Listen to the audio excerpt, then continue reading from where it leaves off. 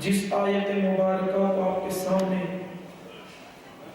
تلاوت کرنے کا شرف حاصل کیا، اس کے تحت کچھ عرض و معروض کرنے سے قبل آج دل چاہتا ہے، آج دل کہتا ہے کہ مرشد برحق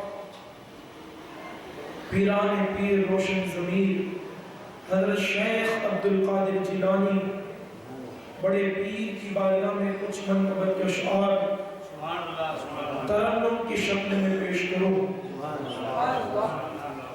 اگر آپ دل لگا کر گوشت پاک کی محبت میں ڈوب کر، مرشد کی یاد میں ڈوب کر اگر سنیں گے تو انشاءاللہ بڑا لطف ملے گا، اور اگر سنتے وقت آنکھوں میں گنبد غوث اعظم سج جائے تو پھر تو کہنے کا۔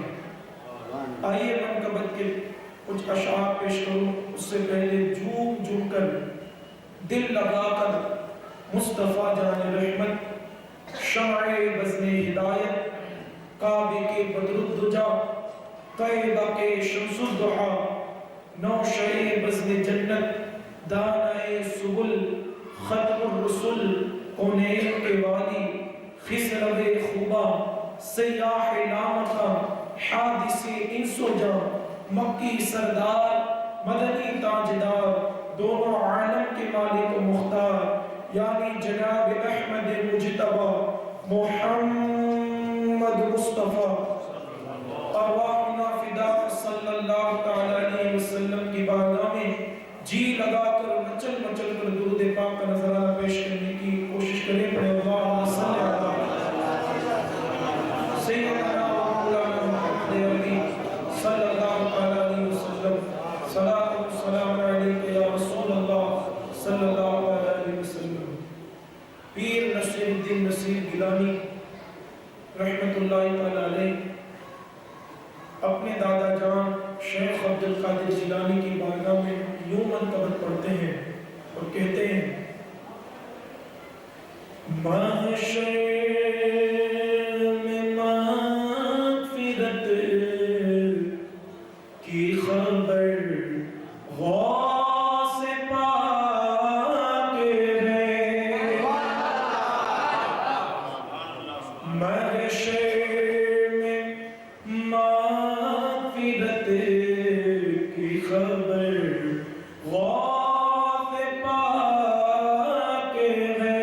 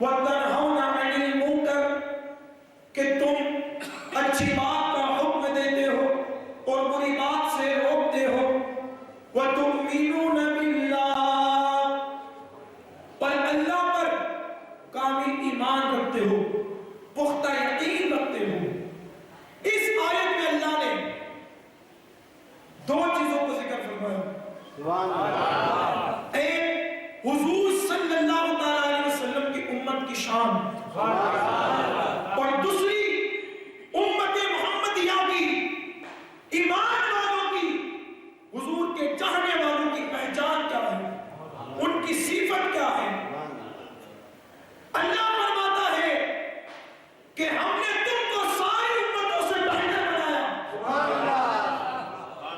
اب ہم امت بہتر کیوں ہیں؟ آدم کی تو امت ہے, ابراہیم کی بھی امت ہے, موسیٰ کی بھی امت ہے, عیسیٰ کی بھی امت ہے, ساری امتیں, لیکن سب سے بہتر امت ہم.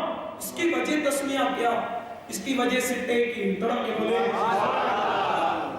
کہ ان امتوں کا نبی, کسی امت کا نبی آدم, کسی امت کا نبی ابراہیم, کسی نبی کا کسی امت کا نبی موسیٰ, کسی امت کا نبی ابراہیم, کسی امت کا نبی حضرت عیسیٰ.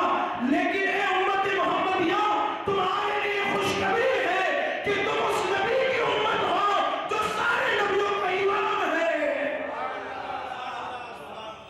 جس میں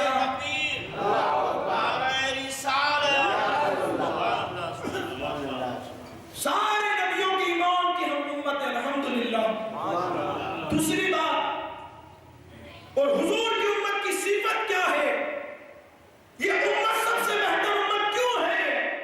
کیونکہ تأمرون بالمعروف وتنہون عن المنکر, کیونکہ یہ امت اچھائی کا حکم دیتی ہے اور برائی سے روکتی ہے. وتؤمنون باللہ, اور اللہ پر پختہ اور یقین اور ایمان رکھتی ہے. اب آؤ, امر بالمعروف ونہی عن المنکر, اس آیت کے تحت حضور کے ہر امتی, ہر ایمان والے کا یہ فریضہ ہے کہ وہ اچھائی کا حکم دے, بری باتوں سے روکے. اب اس کی فضیلت کیا؟ امر بالمعروف ونہی عن المنکر کرنے کی ذرا دیکھیں. میرے آقا فرماتے ہیں, اب ایسے نہیں, حضور کی جب حدیث پاک آئے تو جھوم جانا چاہیے, کیونکہ ہمارے شان والے نبی کی یہ بات ہے. میرے آقا فرماتے ہیں کہ اگر اللہ رب العزت تمہارے ذریعے کسی کو ہدایت عطا فرمائے تو تمہارے لیے یہ سرخ اونٹ سے بھی بہتر ہے. سرخ اونٹ, عرب کی زمین میں سرخ اونٹ کی بڑی قیمت ہے, اس کی بڑی قیمت پر اس کو خریدا جاتا ہے, اور کوئی عام ایرا گیرا نتو کیرا غریب اس اونٹ کو تو خرید ہی نہیں سکتا. جس کو اللہ نے ثروت دی, جس کو اللہ نے دولت دی, وہی سرخ اونٹ کو خرید سکتا ہے. میرے آقا فرماتے کہ اگر تمہارے ذریعے اللہ نے کسی بندے کو ہدایت عطا فرمائی, یہ تو تمہارے لیے یہ چیز سرخ اونٹ سے بھی بہتر ہے. پھر اور آگے دیکھیں, میرے آقا فرماتے ہیں کہ کسی مسلمان کے سامنے مسکرا کر ملنا یہ صدقہ ہے. پھر نیکی کا حکم دینا یہ صدقہ ہے. برائی سے روکنا یہ صدقہ ہے. میرے آقا فرماتے ہیں کہ راہ بھٹکے ہوئے کو راہ دکھانا یہ صدقہ ہے. میرے آقا فرماتے ہیں اندھے کو سیدھی راہ دکھانا یہ صدقہ ہے. راستے سے پتھر, کانٹوں کو, ہڈیوں کو دور کرنا, ہٹانا یہ بھی صدقہ ہے.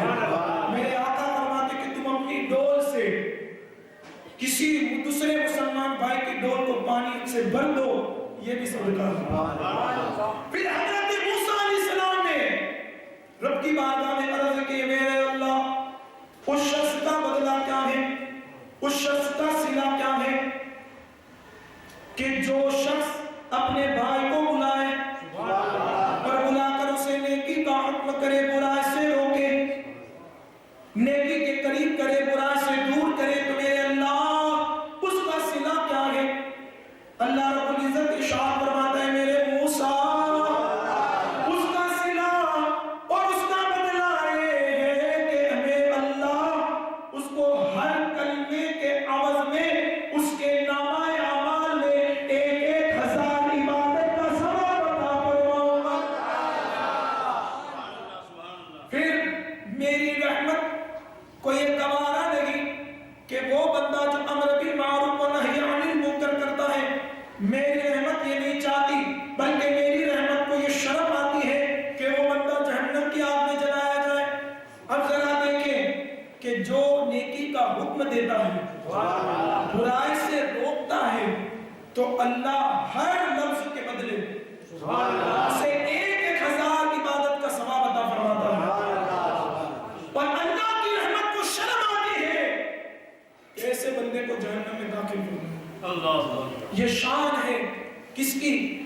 بالمعروف و نہی عن المنکر کرنے والوں کی. پھر میرے آقا نے فرمایا کہ اگر تم کسی کے اندر کوئی خرابی دیکھو، برائی دیکھو، تو سب سے پہلے اس کو اپنی زبان سے، اپنے ہاتھ سے روکو. اگر تم ہاتھ سے روک نہیں سکتے تو پھر زبان سے روکو. اگر زبان سے بھی روک نہیں سکتے تو پھر اس کو دل میں برا جانو. اور یہ ایمان کا سب سے کم ترین درجہ ہے. بعض لوگوں نے اس حدیث کی جب تفسیر بیان کی تو کچھ لوگوں نے کہا کہ جو آقا نے فرمایا کہ اگر کسی کے اندر برائی دیکھو تو اس کو اپنے ہاتھ سے روکو، یہ حاکموں اور بادشاہوں کا کام ہے. اگر کسی کے اندر برائی دیکھو تو اس کو زبان سے روکو. تو یہ کام صوفیاء کا، علماء کا، صلحاء کا، محدثین کا، مفسرین کا، محققین کا، قرآن و حدیث کی تعلیم رکھنے والوں کا یہ کام ہے. اگر یہ بھی نہ کر سکو تو اس کو دل میں برا جانو. یہ ایمان کا کم ترین درجہ ہے. یہ کام ہے عوام الناس کا. آپ ذرا دیکھیں، جو میں نے یہ 3 باتیں ذکر کی، اگر برائی دیکھو تو ہاتھ سے نہ روک سکو تو زبان سے نہ روک سکو تو پھر اس کو دل میں برا خیال کرو. آؤ دوسرے درجے کی طرف، زبان سے، اور زبان سے روکنا ہر برائی سے ہر مسلمان کے لیے کیا ہے؟ فرض ہے، ضروری ہے. اب ہر عام مسلمان کے لیے جب یہ ضروری ہے تو جو اولیاء ہیں، جو صوفیاء ہیں، جو محدثین ہیں، جو محققین ہیں، جو مدبرین ہیں، ان کے لیے تو یہ بہت اہم ضرورت ہے. ان کو تو بس بواقع کو اور کرنا چاہیے. ان کے لیے تو یہ بڑی ذمہ داری ہے. اب ذرا سنیں، سب کے لیے تو یہ ذمہ داری ہے، اولیاء کے لیے بھی ذمہ داری ہے، لیکن جو جتنا بڑا ہوتا ہے، طرف کے بولے سبحان اللہ، اور مچل کے کہے سبحان اللہ، جو جتنا بڑا ہوتا ہے حضرت اس کی ذمہ داری بھی بڑی ہوتی ہے. اب ولی کی بھی یہ ذمہ داری کہ زبان سے روکے. اب ولیوں کا سردار کون ہے؟ شیخ عبد القادر جیلانی. اور وہ کتنا بڑا ہے، حضرت شہاب الدین عمر سہروردی رضی اللہ تعالی عنہ فرماتے ہیں کہ ایک مرتبہ میں اپنے چچا کے ساتھ شیخ عبد القادر جیلانی کی زیارت کے لیے گیا ہوا تھا. جیسے میں اپنے چچا کے ساتھ عبد القادر جیلانی کی بارگاہ میں پہنچا، میں نے کیا دیکھا؟ میرے چچا نے سراپا ادب ہو کر، دونوں زانو ہو کر شیخ عبد القادر جیلانی کی خانقاہ کے اندر بیٹھ گئے. بڑے ادب کے ساتھ بیٹھے رہے، کچھ کلام نہیں کر رہے ہیں، خاموش بیٹھے ہوئے ہیں. جب میرے چچا اور میں خانقاہ شریف سے باہر نکلے، میں نے ہاتھ جوڑ کر کہا، میرے چچا تم عبد القادر کا اتنا احترام کیوں کرتے ہو؟ تم عبد القادر کی اتنی عزت کیوں کرتے ہو؟ تم عبد القادر کی بارگاہ میں اتنے ادب کے ساتھ کیوں بیٹھتے ہو؟ تو حضرت شیخ شہاب الدین سہروردی رضی اللہ تعالیٰ عنہ فرماتے ہیں، میرے چچا نے مجھے کہا، اے میرے بیٹے، میں عبد القادر کا ادب کیوں نہ کروں کہ اللہ نے ہمیں ان کا ادب کرنے کا حکم دیا ہے. اللہ نے ہمیں ان کا ادب کرنے کا حکم دیا ہے. اور ایک پیاری بات بیان کروں، سننا چاہتے ہیں؟ ہمارا پھر کتنا بڑا ہے، ہمارا پھر کتنا لاجواب ہے، ہمارا مرشد کتنا بے مثال ہے. ذرا دیکھیں ہمارے مرشد کی بارگاہ کتنی بڑی بارگاہ ہے کہ جن کی بارگاہ میں فرشتے، انسان جنات نہیں، فرشتے بھی سراپا ادب ہو کر حاضر ہوتے ہیں. جس کے در پر خود اللہ کے فرشتے سراپا ادب ہو کر حاضر ہوتے ہیں، وہ در کتنا بڑا ہوگا. اگر دلیل چاہتے تو یہ بھی بتا دوں، حضرت شیخ شہاب الدین سہروردی رحمۃ اللہ علیہ کے چچا خود کہتے ہیں کہ ایک بزرگ تھے جن کا نام حضرت شیخ موسیٰ رضی اللہ تعالیٰ عنہ ہے. جب بھی وہ عبد القادر جیلانی کی بارگاہ میں جاتے، حضرت شیخ شہاب الدین سہروردی رضی اللہ تعالیٰ عنہ کے چچا کہتے ہیں، میرے بیٹے سن، ایک شیخ جن کا نام ہے حضرت موسیٰ، وہ جب بھی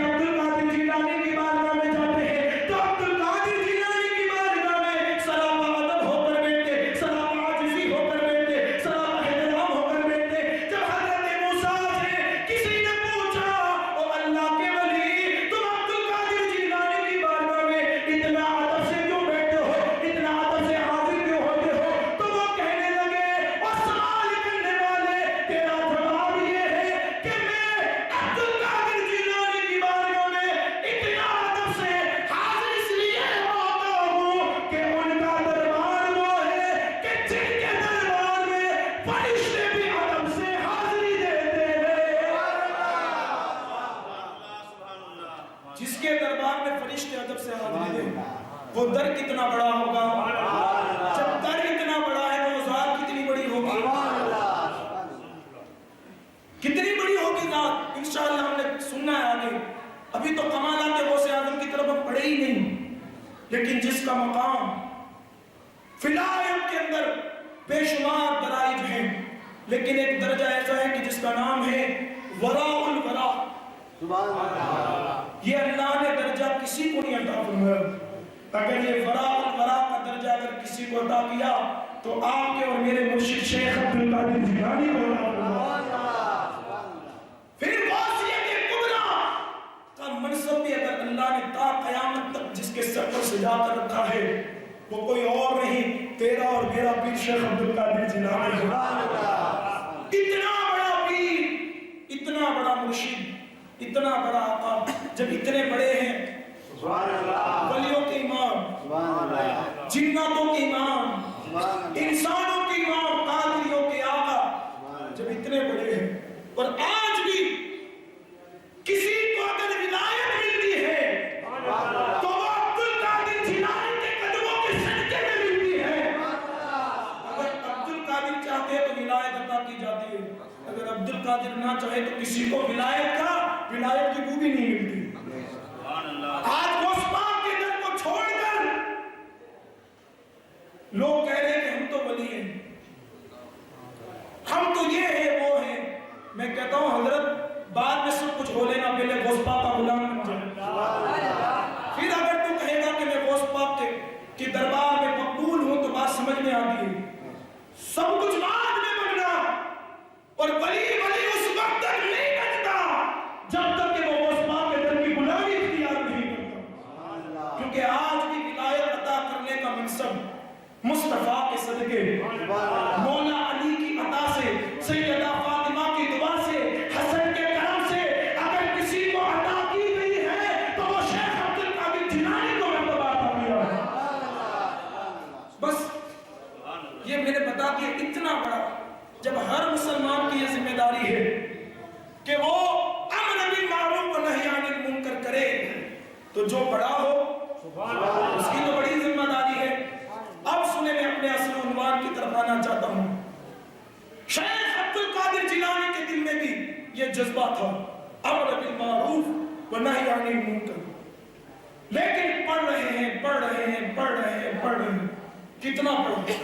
خود کہتے ہیں درست العلم حتی صرت قطبہ.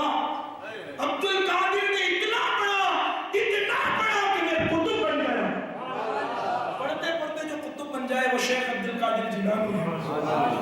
اتنا پڑھے، پھر کتنا پڑھے. پڑھنے کے بعد آج میری قوم میں صرف سرکار عبدالقادر جیلانی کو 12 سال کی ڈوبی ہوئی کشتی کو ترانے والا ہی ولی سمجھا. معذرت کے ساتھ صرف مردوں کو زندہ کرنے والا ہی ولی سمجھا. صرف بے گود، جس کی گود میں اولاد نہیں اس کو اولاد عطا کرنے والا ہی ولی سمجھا. لیکن نہیں میری قوم، یہ تمہاری جہالت ہے. غوث پاک نے ضرور 12 سال کی ڈوبی ہوئی ناؤ کو ترایا ہے، ضرور مردہ کو زندہ کیا ہے، ضرور بے گود جس کی گود کے اندر اولاد اس کو اولاد عطا کی ہے. لیکن غوث پاک اپنے وقت کے محدث بھی تھے، غوث پاک اپنے وقت کے مفسر بھی تھے، غوث پاک اپنے وقت کے مدبر بھی تھے، غوث پاک اپنے در کے بڑے محقق بھی تھے. بلکہ بغداد کے اندر جس نے کثیر تعداد کے اندر محدث اور مفسر اور محقق کو پیدا کیا ہے وہ شیخ عبدالقادر جیلانی کی ذات ہے. جس نے بغداد کے اندر بڑے بڑے محدث کو پیدا کیا وہ شیخ عبدالقادر جیلانی ہے. 3 حصے کی زندگی کے میں پیش کروں. حضرت سرکار غوث پاک کی ظاہری زندگی 51 سال کی ہوئی. کتنی؟ 91 ایئرس. 51 سال ظاہری زندگی میں آپ اتنے سال رہے. اس کے بعد ظاہری دنیا سے پردہ فرمائے. اور ماں نے غوث پاک کی زندگی کے 3 حصے کیے. جیلان کے اندر پیدائش سے لے کر 18 سال تک آپ نے جیلان کے اندر اپنے آبائی وطن کے اندر تعلیم کو حاصل کیا. پڑھے. غوث پاک کی زندگی کا ہر نقطہ بتا رہا ہے کہ پیر کبھی جاہل نہیں ہو سکتا. اور آج جس کو 4 وضو کے فرائض یاد نہیں، وہ ولایت اور پیر ہونے کے قابل اپنے آپ کو سمجھتا ہے. اور میری قوم کی جہالت کے ایسے لوگوں پر ہاتھ دے کر خود کو بھی تباہ کرتے، خود کے ایمان کو بھی تباہ کرتے. تو اپنے آپ کو بچائیں، صحیح پیر کی پہچان کریں اور اس کے دامن سے وابستہ ہونے کی کوشش کریں. لیکن اگر پیر نظر نہ آئے صحیح تو آج بھی کیوں پریشان ہوتے ہو؟ صرف تصور باندھ لو کہ عبد القادر میں آپ کا مرید ہوں. ارے جس کے نام سے بخششوں کی قیامت کے دن، پھر مریدوں کی شان تو کیا کہیں. تو سرکار عبد القادر جیلانی کی زندگی کے 3 حصے، 51 سال کی زندگی کے 3 حصے. شہر جیلان میں بچپن سے لے کر 18 سال تک، 4 سال کی عمر میں تو مدرسے میں داخل ہو گئے. پڑھتے رہے اور سنا نا ایک ہی نشست میں جب استاد نے کہا بیٹے پڑھو بسم اللہ، گوس پاک میں بیٹھے 18 پاروں کو سنا ہم نے یہ چیز سنی. پھر 18 سال کے بعد آپ نے شہر جیلان سے، قصبہ جیلان سے بغداد کا رخ کیا. اور بغداد میں آنے کے بعد آپ نے تقریباً 51 سال تک 51 سال تک آپ نے تعلیم حاصل کی. یہ بنتے ہیں 33 سال. 18 سال جیلان میں، پھر 33 سال بغداد میں، ہوئے کتنے؟ 51. پھر اس کے بعد پڑھتے رہے، پھر 51 کے بعد 51 سال تک لوگوں کو پڑھاتے رہے. اور اسی پڑھائی کے درمیان کوئی محدث بنا، کوئی مفسر بنا، کوئی محقق بنا، کوئی مدبر بنا. اور آج بھی بغداد کی سرزمین علم کا مرکز جانی جاتی ہے، وہ شیخ عبد القادر جیلانی کے قدموں کی برکت سے جانی جاتی ہے. پڑھایا زندگی پر کا یہی مشغلہ، پڑھاؤ پڑھاؤ پڑھو، پڑھاؤ پڑھو پڑھو. سبحان اللہ. غوث پاک رضی اللہ تعالیٰ عنہ جو اصل عنوان ہے اپنے پیش کرنے لگا ہوں. سبحان اللہ. امر بالمعروف نہی عن المنکر، اچھائی کا حکم دینا، برائی سے روکنا. سرکار غوث پاک پیران پیر روشن ضمیر دستگیر ہردم بے چین رہتے تھے. حالانکہ علم کی نشش اور مجلس سے سجدی تھی، لیکن مختصر طور پر لوگ آتے تھے، فیض لے کر چلے جاتے. شاندار اجتماع نہیں ہوتا تھا. ایک مرتبہ سوئے ہوئے تھے، آنکھیں بند ہوئی، اور عبد القادر جیلانی کے خواب میں وہ آئے کہ عبد القادر جیلانی کے دونوں کندھوں کے درمیان جس کا نقش پا ہے وہ محمد رسول اللہ سرکار وسطا کے خواب میں آئے. کہا بیٹے عبد القادر، بیٹے عبد القادر پڑھ تو لیا، اب باز و نصیحت کیوں نہیں کرتے؟ بیٹا تقریر کیوں نہیں کرتا؟ بیٹا تقریر کیوں نہیں کرتا؟ سرکار عبد القادر جیلانی نے نانا جان کی بارگاہ میں کہا کہ نانا جان آپ تو جانتے ہیں میں جیلان کا ایک اجمی ہوں، میں تو ایک اجمی ہوں، اور عراق کے اندر بڑے بڑے فصحاء اور بلغاء ہیں جن کی فصاحت اور بلاغت کی کوئی حد نہیں. بڑے بڑے زبان کے ماہر لوگ یہاں موجود ہیں. نانا جان کیسے بولوں، کیسے تقریر کروں؟ میں تو ایک اجمی ہوں، میں تو بولنا بھی نہیں جانتا. ان بڑے بڑے فصیح اور بلیغ لوگوں کے سامنے میں کیسے تقریر کروں؟ اتنا سننا تھا. کہا بیٹے عبد القادر ذرا منہ کھولنا اور مچل کے ذرا ادا دیکھیں. کہا کہ نانا جان میں تو ایک اجمی ہوں، اور عراق کے اندر بڑے بڑے زبان رکھنے والے لوگ ہیں، فصحاء و بلغاء ہیں، میں ان کے سامنے کیسے تقریر کروں؟ جیسے غوث پاک نے مصطفیٰ جان رحمت کی بارگاہ میں عرض کیا تو میرے آقا نے فرمایا اے عبد القادر اپنے منہ کو کھول دے. حضرت عبد القادر جیلانی نے نانا جان کا حکم سنتے ہی فوراً منہ کو کھولا. میرے آقا نے 1 2 3 4 5 6 7 مرتبہ عبد القادر جیلانی کے منہ میں اپنا لعاب دہن کو داخل فرما دیا. خوب مبارک سرکار کا 7 مرتبہ عبد القادر جیلانی کے منہ میں. اور وہ تھوک کی شان کیا ہے؟ اگر کھاری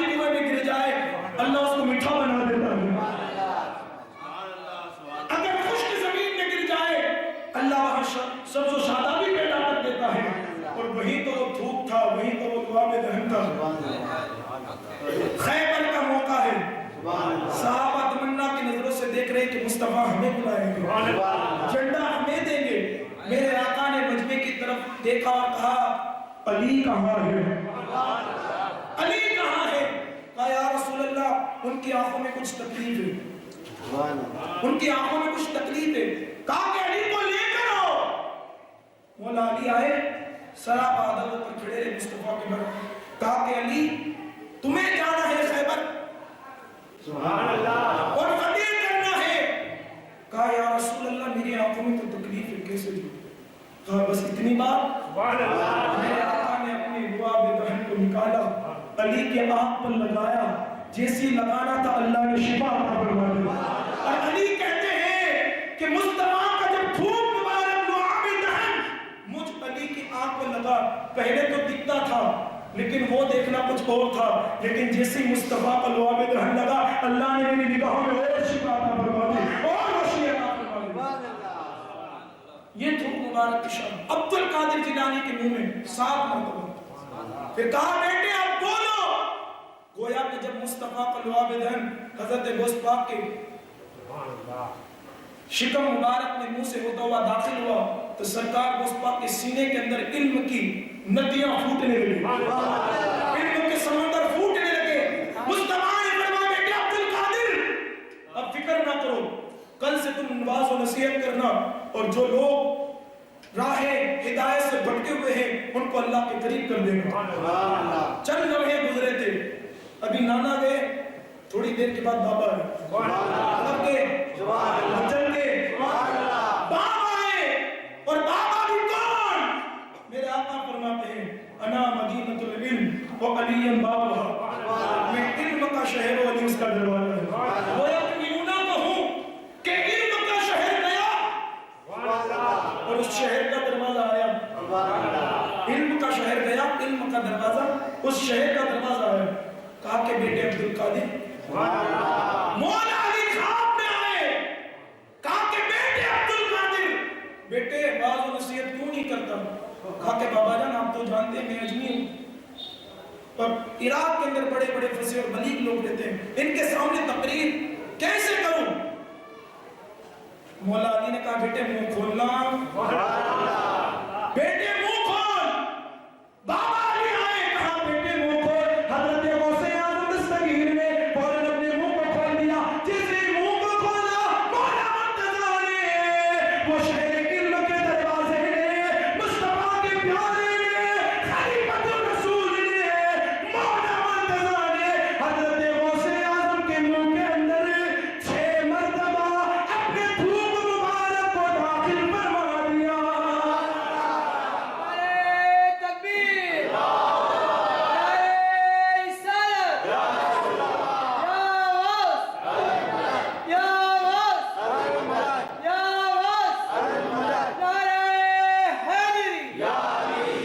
کتنی مرتبہ؟ 6 مرتبہ۔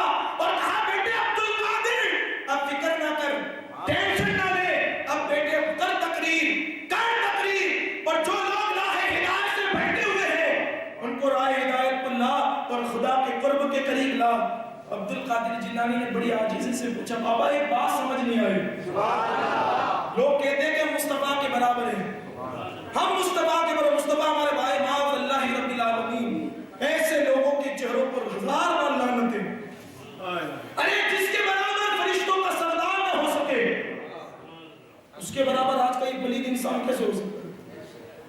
ارے جس کی حقیقت کو چلتے پھرتے اٹھتے بیٹھتے ہر جگہ آتے جاتے جو ابو بکر ساتھ میں رہا ہو، جب وہ اس کی حقیقت کو نہ جان سکے تو آج کا یہ فقیچر کیسے جان سکتا ہے؟ کہا ان کے برابر۔ ذرا دیکھیں مولا علی کیا کہتے ہیں۔ کہا کہ بابا ایک بات سمجھ میں آئی۔ کہا بیٹے عبد القادر پوچھ کیا نہیں سمجھ میں آئی؟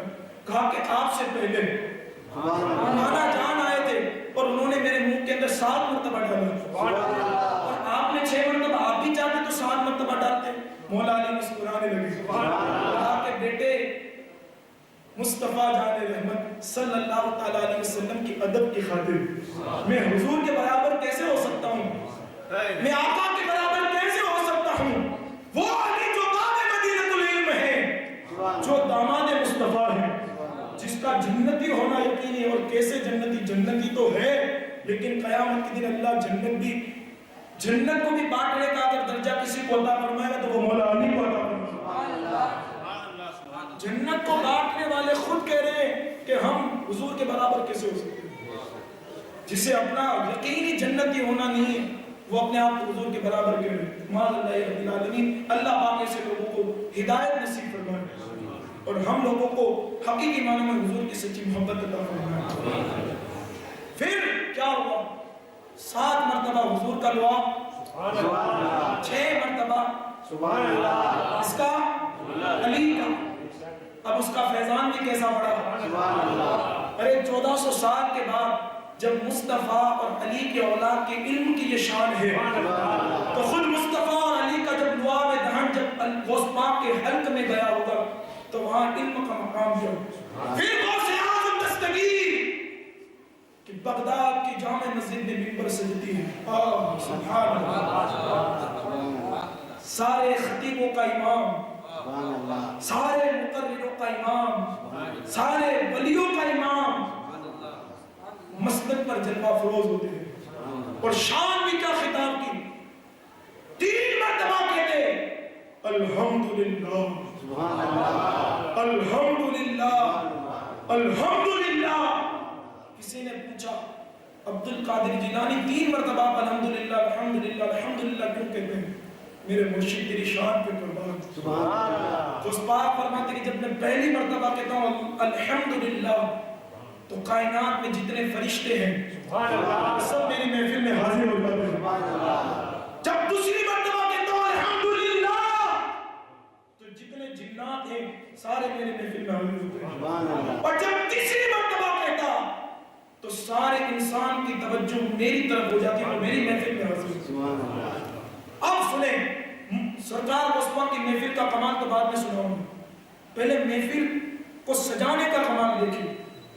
سرکار غوث پاک ہفتے میں 3 مرتبہ محفل کرتے، 3 مرتبہ واعظ و نصیحت کی مجلس ہوتی، لیکن شان کیا ذرا دیکھیں۔ آج اگر کسی جگہ اجتماع کرنا ہے، پروگرام کرنا ہے، جو بھی کرنا ہے، ہم مہینے پہلے تیاری کرتے ہیں۔ کیا کرتے ہیں؟ پیمپلیٹ سجائے جائیں، بینر بنائے جائیں، اور آج تو سوشل میڈیا کا زمانہ ہے، لاکھوں کروڑوں لوگوں کی تک یہ پرچے اور بینریں اور خبریں پہنچ جاتی ہیں۔ اتنے آلات کے ہوتے ہوئے ہم اجتماعات کرتے ہیں، محفل کتنی 1000 2000 5000 6000 زیادہ سے زیادہ 50000۔ اتنی محنتوں اتنی اسٹرگل کے بعد پرچے چھپاؤ، اتنا عام کرو، ادھر چپکاؤ ادھر چپکاؤ، ادھر بینر لگاؤ، جہاں لوگوں کا اجتماع ہوتا ہو، جہاں لوگ سب سے زیادہ جمع ہوتے ہو وہاں لگاؤ۔ اور ہمارے یہاں تو لوگ کہاں جمع ہوتے زیادہ؟ چسکی لینے والی جگہ پر۔ مسلمان کا بھائی میں فری ہو گیا ہوں، بھائی چلو چائے پی لیں۔ کوئی مسلمان فری ہوتا ہے تو ہم نے یوں نے دیکھا کہ چلو مسجد قرآن پڑھ لیں۔ یہ تصور کب پیدا ہوگا میری قوم کو؟ چائے کی چسکیوں میں ہم نے سب کچھ مٹا دیا، سب کچھ گوا دیا۔ آج بھی ہوش کے ناخن لوگ چائے کی چسکیوں میں کچھ نہیں رکھا ہے، قرآن کی محبت میں سب کچھ رکھا ہے، نماز کی محبت میں سب کچھ رکھا ہے، حضور کی محبت میں سب کچھ رکھا ہے۔ چائے کی چسکی لینے کے بجائے حضور کی محبت کی چسکی لو، تم دنیا میں بھی عزت پاؤ گے، قیامت کے دن بھی عزت پاؤ گے۔ چائے کی چسکیوں میں ہم نے سب کچھ گوا دیا۔ کاش حضور کی عشق کے رنگ اندر رنگ جاتے تو آج یہ حالات جو ہو رہے ہیں، مسجدوں کو جلایا جا رہا ہے، مدرسوں کو ویران کیا جا رہا ہے، مسلمانوں کو کاٹا جا رہا ہے، ہم نے خود اپنے پیر پر کلاڑی ماری ہے۔ تو آج اگر کسی جگہ محفل کرنی تو پیمپلیٹ بینر سب کچھ اتنے لگانے کے بعد اتنے لوگ نہیں آتے، لیکن وارے غوث پاک سبحان اللہ تیری عظمتوں پہ قربان، تیری شان پہ قربان۔ غوث پاک کے زمانے میں نہ پیمپلیٹ تھے نہ بینر تھے، کچھ نہیں، لیکن کہنے والوں نے کہا ہے کہ غوث پاک کے اجتماع میں لاکھوں کی تعداد ہوا کرتی۔ لوگ کہتے ہیں کہ بھائی لاکھوں کی تعداد کیوں؟ وہاں تو نہ سوشل میڈیا تھا، نہ پیمپلیٹ تھے، نہ بینر تھا، کچھ نہیں تھا۔ آج پیمپلیٹ ہے، بینر ہے، سوشل میڈیا ہے، سب کچھ بھی ہے، لیکن آتے 1000 2000 3000 4000 5000 50000، لیکن وہاں لاکھوں کی تعداد۔ تو میرا عشق جواب کہتا ہے کہ آج ہر وقت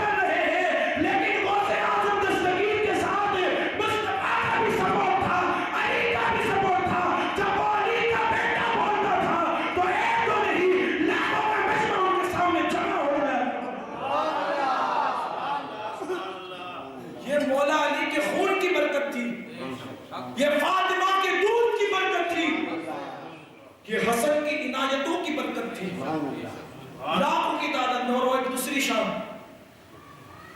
اگر محفل کو سج گئی، چلو لوگ آ گئے، اب مائک سسٹم لگائی جاتی ہے، اگر مقرر صاحب کرسی پر بیٹھے اور اگر مائک سسٹم صحیح نہیں ہے تو آج حالات ایسے ہیں کہ بیچارہ جو سسٹم لے کر آتا ہے اس کو کتنا کچھ بول دیتے ہے کہ نہیں؟ یہ سسٹم کیا ہے کہ بھائی تیرا مائک صحیح نہیں ہے، لوگوں تک میری آواز برابر نہیں پہنچتی، ہمارا بھی مشغلہ ہے، ہم بھی کہتے ہیں۔ پھر یہ تو عالم صاحب جو خطاب کرنے کے لیے ان کی شکایت، پھر جو عوام بیٹھی ہے، اگر بڑا مجمع ہے، آگے پیٹی رکھ دی پیچھے نہیں رکھی تو لوگ کہیں بھائی پیچھے والے لوگوں کو تو آواز ہی نہیں آئی، آگے جتنے بیٹھے تھے سب کو آواز آیا، ساؤنڈ سسٹم کی وجہ سے، پیچھے والوں کو تو آواز ہی نہیں آیا۔ یہ سسٹم ہے، سوچ ہے، فکر ہے۔ آج اتنی سسٹمیں لگانے کے بعد ہمارا آواز رحیم نگر سے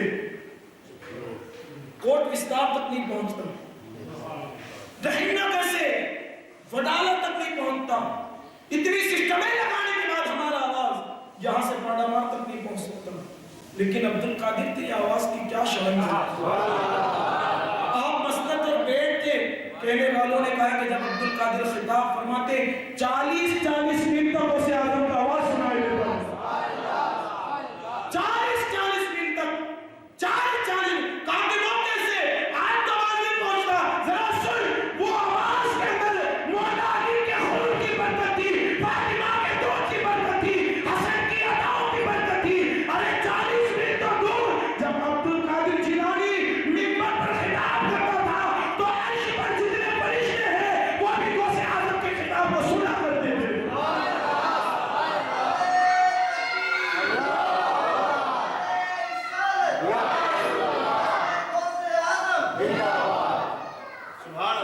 یہ آواز ابھی تمہیں خطاب کی جانی پڑھائی نہیں، یہ اسٹیج اور یہ مائک تک ہی ایک ہی آواز کے اندر 40 میل تک غوث پاک کی آواز پہنچتی ہے۔ کہنے والوں نے کہا ہے کہ جو غوث پاک کے آگے بیٹھتا محفل میں جو آگے بیٹھتا وہ بھی اتنا آواز سنتا، اور جو آخر میں بیٹھا ہوتا اسے بھی غوث پاک کا اتنا ہی آواز سنائی دیتا۔ یہ غوث پاک کی شان۔ اب وہ محفل بھی کیسی، جس محفل میں نبیوں کے امام بھی آ رہے ہیں، مولا علی بھی آ رہے ہیں۔ ایک مرتبہ حضرت علی بن حیدی، یہ کون ہے؟ غوث پاک کے بڑے خداموں میں سے خدام خادم کا نام حضرت علی بن حیدی، اور غوث پاک کے قدموں کی برکت سے 4 بزرگ ایسے تھے غوث پاک کے علاوہ بغداد کے اندر جو مردوں کو زندہ کرتے ہو، 4 بزرگوں میں سے ایک نام حضرت علی بن حیدی کا۔ یہ مقام کیسے ملا؟ غوث پاک مرشد کی نگاہوں کا صدقہ۔ اگر نگاہ علی بن حیدی پر پڑ جائے تو وہ مردوں کو زندہ کرنے والا بن جائے۔ اب غوث پاک کی نگاہ کا عالم کیا ہے؟ جب غوث پاک کی اتنی بڑی نگاہ ہے، کتنی بڑی نگاہ، غوث پاک فرماتے کہ میں اللہ کے 18,000 عالم کو اپنے ہاتھ میں رائے کے دانے کے برابر دیکھتا ہوں۔ جب غوث پاک کی نگاہوں کا یہ عالم ہے تو مصطفیٰ کریم کی نگاہوں کا عالم کیا ہوگا؟ جس طرف اٹھ گئی دم میں دم آ گیا، جس طرف اٹھ گئی دم میں دم آ گیا، اس نگاہ عنایت بلا کو سلام، اس نگاہ عنایت بلا کو سلام۔ حضرت علی بن حیدی کہتے ہیں ایک مرتبہ مرشد غوث پاک کی محفل میں بیٹھا ہوا تھا، محفل کے دوران مجھے آ گئی نیند، لیکن اس محفل کی نیند بھی بڑی برکت والی ہوتی ہے۔ ہماری محفل میں اگر کسی کو نیند آ جائے تو وہ اپنے ہوش و حواس کھو بیٹھتا ہے، لیکن غوث پاک مرشد کی محفل میں اگر کسی کو نیند آ جائے تو وہ نیند بھی جگنے سے بھی کہیں بہتر ہوتی ہے۔ نیند آ گئی، کیا دیکھا کہ حضرت علی بن حیدی نے نیند ہی دی، مصطفیٰ کریم کی جلوہ گیری کو دیکھا، یا رسول اللہ آ رہے ہیں، یہ خواب میں سب دیکھ رہے ہیں۔ کہنے والوں نے کہا جب علی بن حیدی پر نیند آئی تو ہم نے دیکھا کہ عبدالقادر جیلانی اپنی مسجد سے اٹھے اور اٹھ کر علی بن حیدی کے پاس آئے اور ادب کے ساتھ اس طرح کھڑے ہوئے۔ کچھ لوگ کہتے ہیں کہ مصطفیٰ کے بارے میں کھڑے ہو کر سلام نہ پڑھو، سلام پڑھنا دور کی بات۔ عبدالقادر بتا رہے ہیں مصطفیٰ آ جائے تو کس طرح احترام کیا جاتا ہے۔ کھڑے ہو گئے ادب کے ساتھ، غلام نیچے سارے موجود ہیں، غلام نیچے موجود ہے، ادب کے ساتھ کھڑے ہوئے۔ علی بن حیدی خواب میں تھے، جسے خواب میں بیدار ہوئے دیکھا غوث پاک تو کھڑے ادب کے ساتھ، وہ بھی کھڑے ہو گئے۔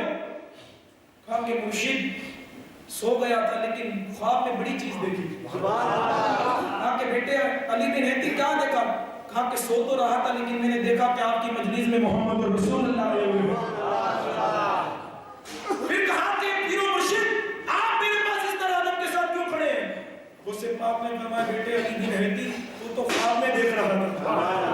تیرا پیر بیداری کے عالم میں مصطفیٰ کو دیکھ رہا تھا. اسی لیے میں کھڑا ہو گیا. پتہ چلا غوث پاک کی محفل میں حضور آ گئے.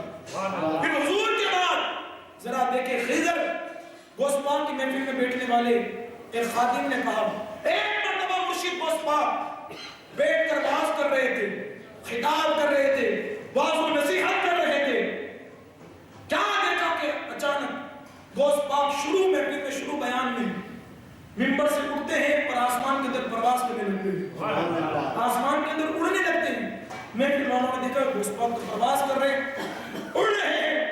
اور اسی پرواز کے عالم میں کہا تو اسرائیلی ہے میں محمدی ہوں, ذرا آنا میری محفل میں, محمدی کے کچھ کلمے بھی سن لے, محمدی کی کچھ باتیں بھی سن لے, محمدی کے کچھ کلمات بھی سن لے, محمدی کی تقریر بھی سن لے, محمدی کا خطاب بھی سن لے. اتنا کہنے کے بعد میرے مرشد پھر منبر پر آئے, واعظ شروع ہوئی. محفل ختم ہوئی, سارے لوگ آئے, ہاتھ جوڑ کر کہا کہ حضرت آج ایک بات سمجھ میں نہیں آئی. پیر کہا بیٹے کچھ کیا سمجھ نہیں آئی؟ کہ آپ شروع واعظ کے اندر آسمان میں پرواز کرنے لگے اور آپ نے اسی آسمان کے پرواز میں کہا تو اسرائیلی ہے میں محمدی ہوں, آنا میری محفل میں محمدی کی کچھ باتیں سنوں. تو غوث پاک مسکرانے لگے, کہا کہ وہ میرے مرید ہوئے کوئی اور نہیں بلکہ جب میں واعظ کر رہا تو میں نے کیا دیکھا کہ میری محفل کے اوپر سے خضر جا رہے ہیں اور میں نے خضر سے کہا خضر آنا تو اسرائیلی ہے میں محمدی ہوں, ذرا دیکھ محمدی کی تقریر کے جھگڑے ذرا دے. تو پھر انہوں نے میری درخواست کو قبول کیا, میری محفل میں آئے اور میرے واعظ کو سنا. غوث پاک کی محفل میں خضر بھی آتے ہیں. آگے چلے, اس کے بعد اپنی گفتگو کو سمیٹ لو, کل پھر آگے بڑھیں گے. غیبی مخلوق غوث پاک کی محفل میں.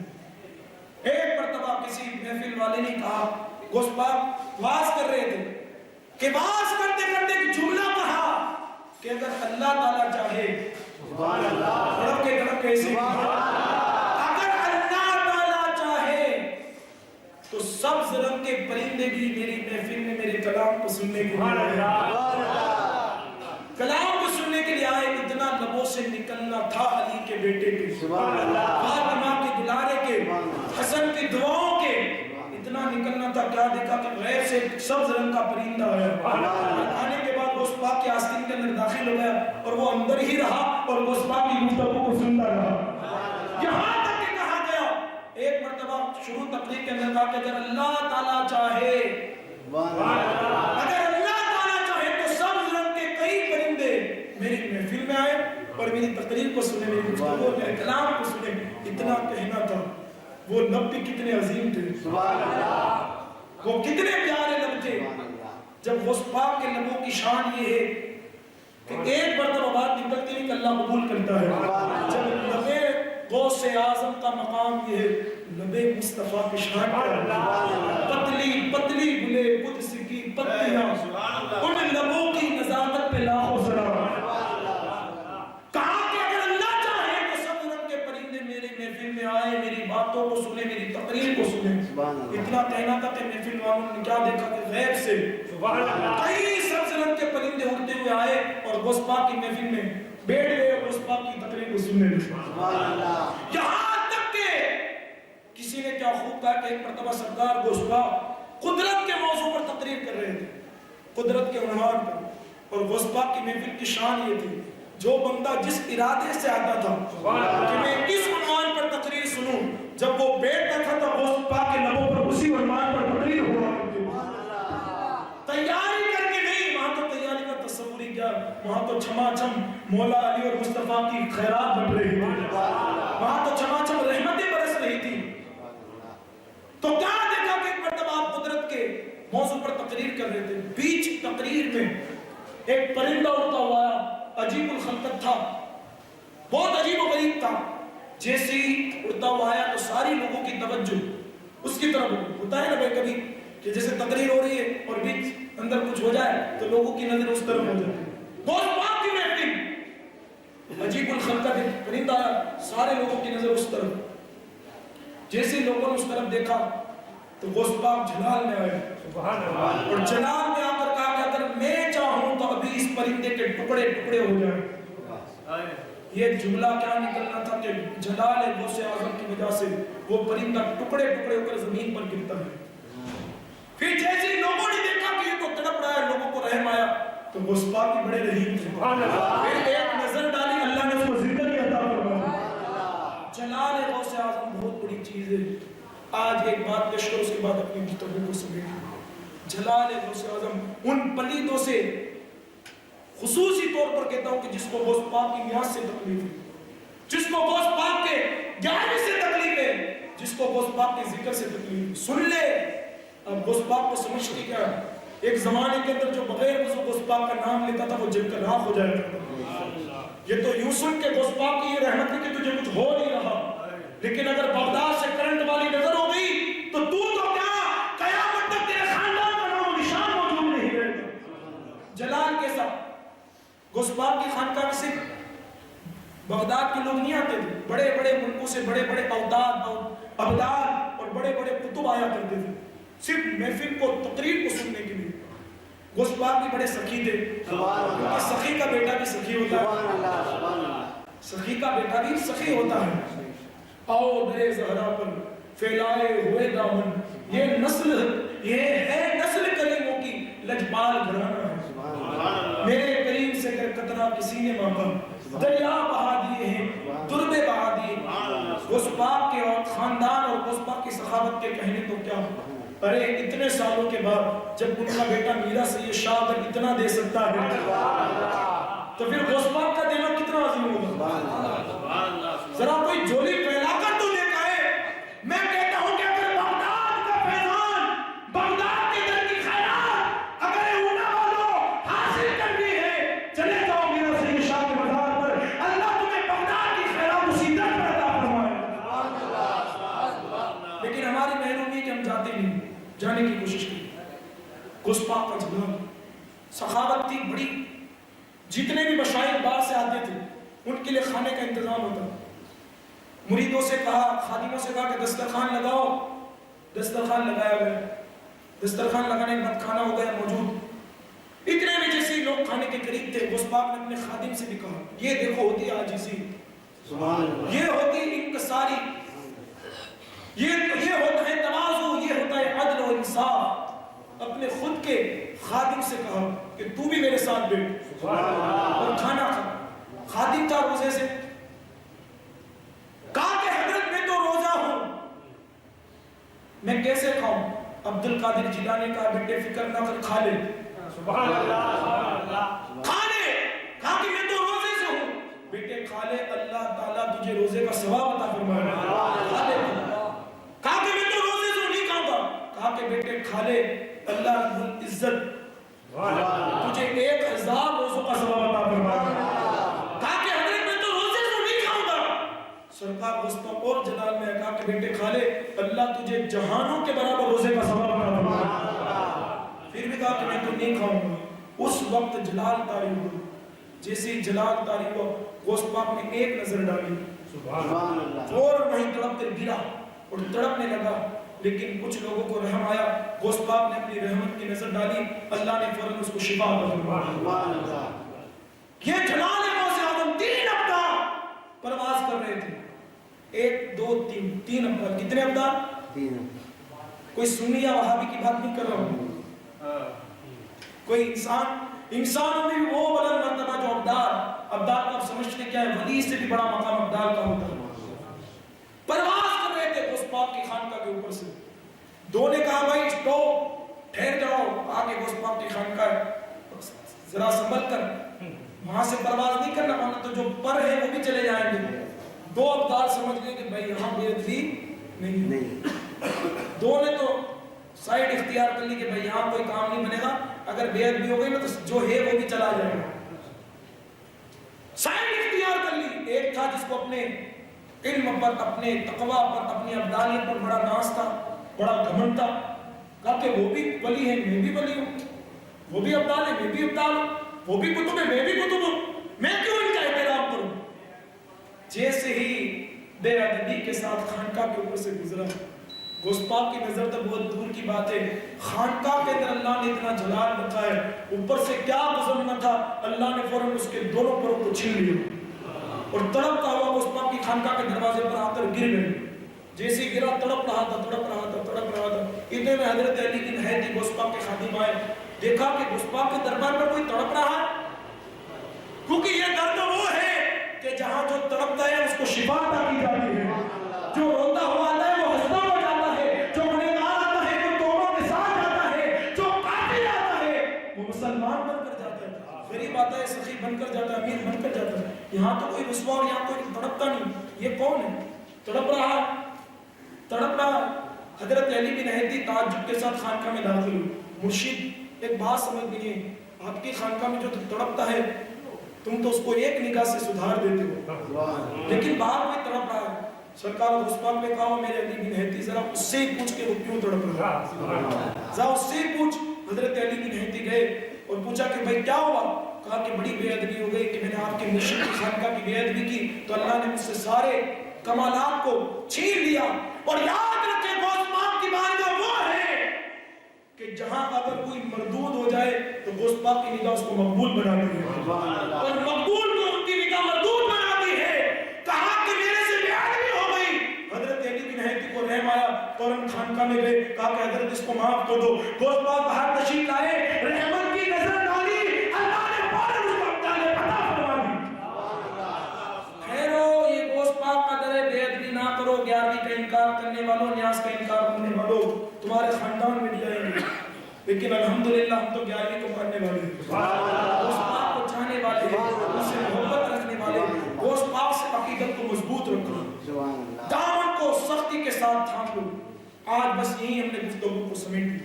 کل سے انشاءاللہ اسی عنوان پر، کل تو تقریر نہیں ہونی، کل انشاءاللہ نہیں بلکہ پرسوں انشاءاللہ کمالات غوث اعظم، اخلاقیات غوث اعظم، اوصاف غوث اعظم اور کرامات غوث اعظم، ان عنوانات پر تقریر ہونی ہے.